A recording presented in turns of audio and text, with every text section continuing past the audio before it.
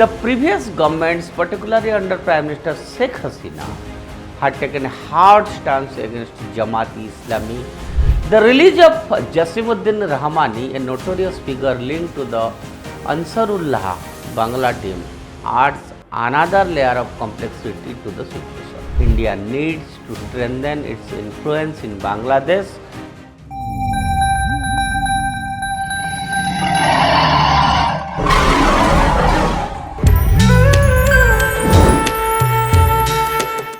Namaskar.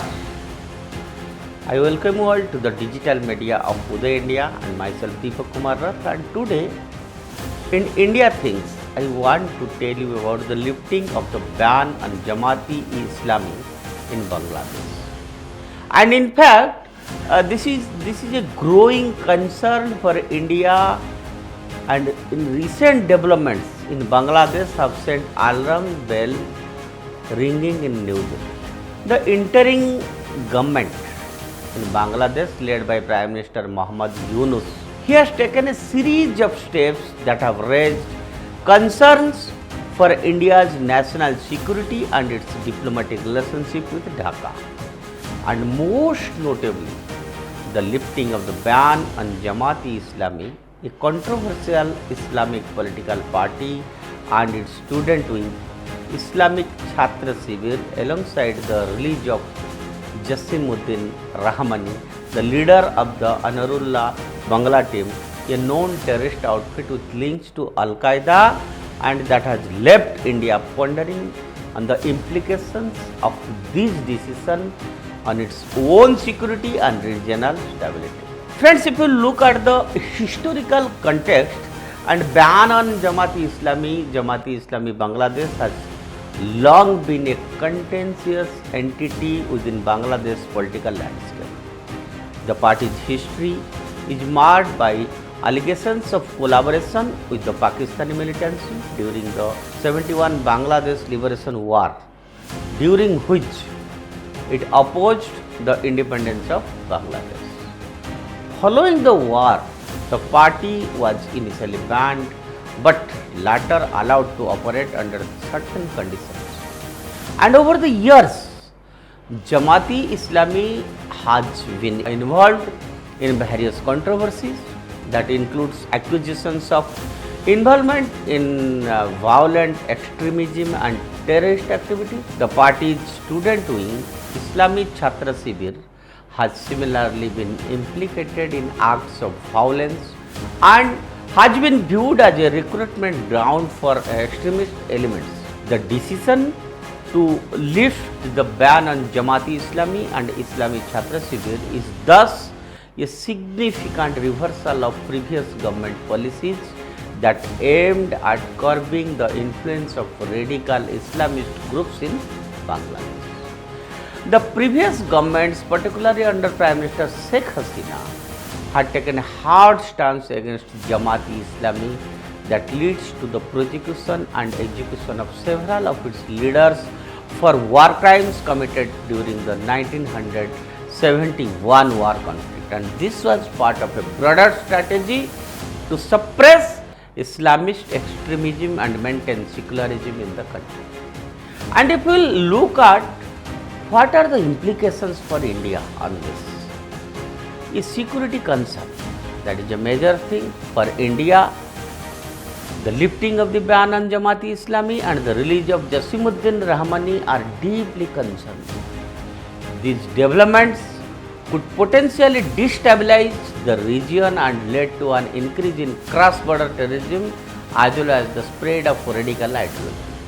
Jamaat-e-Islami's return to mainstream politics, coupled with the presence of its military wings, could embolden other extremist groups in South Asia that may have direct consequences for India's internal security, especially in the northeastern states that share a long and porous border with Bangladesh.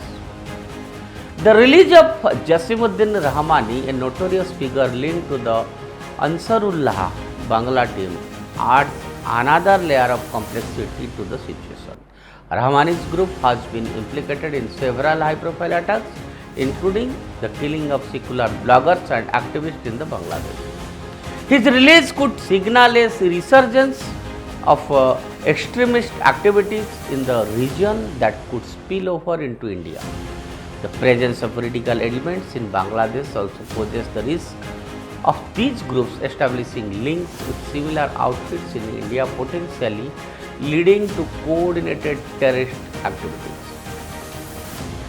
Friends, the deterioration of India-Bangladesh relations. India and Bangladesh have historically always shared a strong and cooperative relationship, particularly under the leadership of Prime Minister Sheikh Hasina. The two countries have collaborated closely on the range of issues including counter-terrorism, border management, trade and connectivity. India has also been a key partner in Bangladesh economic development and providing financial assistance and investigating in infrastructure projects.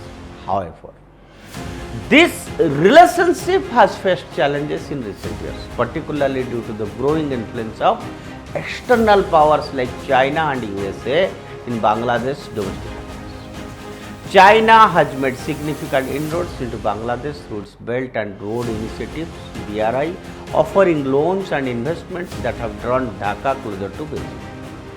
The USA too has sought to enhance its strategic presence in the region, leading to a more complex geopolitical landscape. The interim government's recent decisions can be seen as part of this shifting dynamic.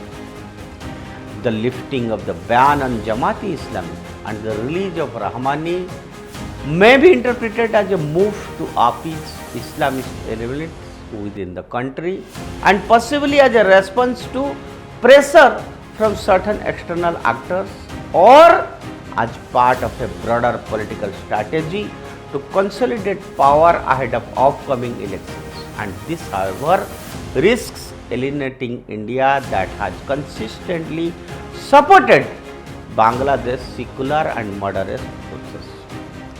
If you look at the strategic responses, then one can say how India should tackle the situation.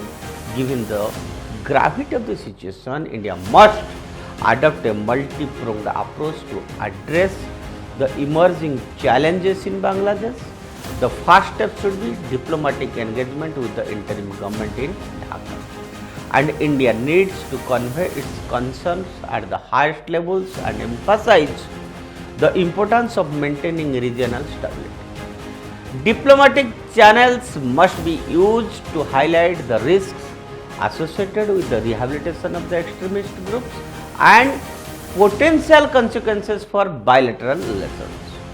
In addition to direct diplomatic efforts, India also should work closely with other regional international partners to exert pressure on the Bangladesh government.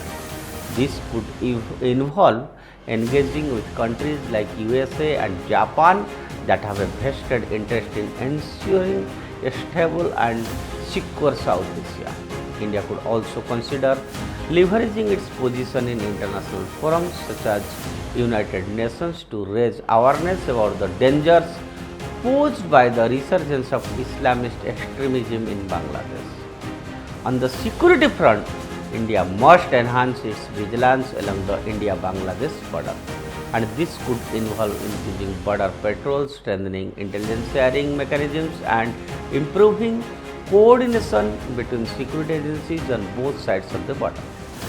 Given the porous nature of the border, there is a real risk that extremist elements could use it to infiltrate into India. Therefore, a comprehensive border management strategy is essential to prevent such occurrences. India should also focus on bolstering its counter-terrorism capabilities, and this could include enhancing the capabilities of its intelligence agencies to monitor and track the activities of extremist groups operating in Bangladesh. Special attention should be paid to the northeastern states where insurgent groups could potentially collaborate with Islamist elements in Bangladesh. India should also consider increasing its cooperation with Bangladesh security forces in areas like counter-terrorism training and joint operations. And in long term, India needs to strengthen its influence in Bangladesh by deepening its economic and cultural ties. This could involve expanding trade and investment links as well as supporting Bangladesh economic development through infrastructure projects and capacity building initiatives. By offering alternatives to China investments, India can help reduce Bangladesh's reliance on Beijing and ensure that Dhaka remains aligned with New Delhi's strategic interests. India should also engage with moderate political forces in Bangladesh to support the country's secular and democratic institutions. This could involve providing support for civil society organizations, promoting people-to-people exchanges and encouraging educational and cultural initiatives that counteract extremist ideologies. By fostering a strong and vibrant civil society in Bangladesh, India can help create a bulwark against the rise of Islamist extremism. And if we conclude, then we can say that navigating a complex landscape, the recent developments in Bangladesh present always a significant challenge for India. The lifting of the ban on Jamaat-e-Islami and release of Jasimuddin Rahmani are indicative of a shifting political landscape in Dhaka, one that could have serious implications for regional security. For India, these developments necessitate a strategic response that combines diplomatic engagement, enhanced security measures, and long-term efforts to strengthen its influence in Bangladesh. While the situation is undoubtedly complex, India has the tools and resources to navigate these challenges effectively. And by adopting a proactive and multifaceted approach, India can help ensure that its interests in Bangladesh are protected and that the region remains stable and secure. The key will be to strike a balance between addressing immediate security concerns and building a long-term partnership with Bangladesh that is resilient to external pressures and internal upheavals. That's all for today. Stay tuned with Uday India and subscribe Uday India.